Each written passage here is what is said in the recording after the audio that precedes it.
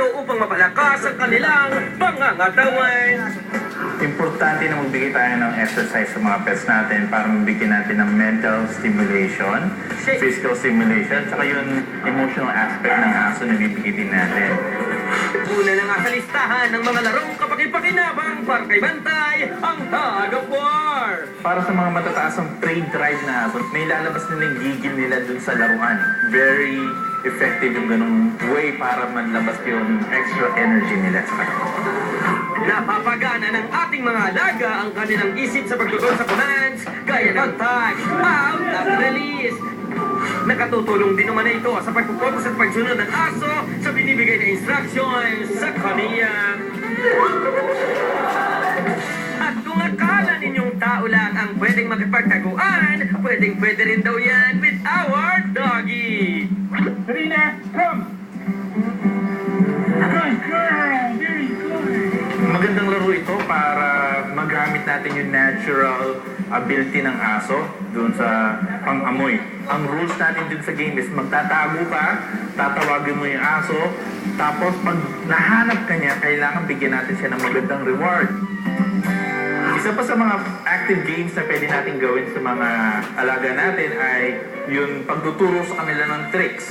Kahit yung simpleng sit, kaya simpleng down, o kaya simpleng tawag lang sa kanila, pwedeng maging game na yon. Sa pagtuturo ng tricks sa ating mga aso ay natuturuan na rin natin sila ng tamang asal. Sa fetch naman, ang goal natin doon is maghahagis tayo ng isang bagay, pagkatapos dapat kukunin niya yon. Siyempre, kailangan maturuan din natin yung aso na isoli yung bola sa atin para maging game talaga siya. Sa umpisa ay mahalaga raw ang pagbibigay ng reward, ngunit kapag tumagal, ang mismong laro na ang maituturing na premyo nila. At ang pinaka-importanting active game daw sa lahat, ang paglakad at pagtakbo kasama si Bantay. Nailalabas nila yung natural instinct nila na maglakad, na gumala. Nakakaamoy sila ng iba-ibang amoy sa paligid. Makatutulong din daw ito sa ating aso na magkaroon sila ng peace of mind at maging behave sila sa loob ng bahay. At sa lahat ng larong ito, mahalagang ma-enjoy ng isa't isang activities dahil ito'y nagiging ultimate bonding green sa pagitan ng aso at kanyang amo. Sobi, bukas ha, laro ulit tayo. Ang dami mong natutunan ngayong araw na to ha. Tsaka, iba ang naging dating mo, ang sigla-sigla mo. Kaya, dahil napagod tayong dalawa, ang mahalaga, makapagpahinga naman tayo, ha?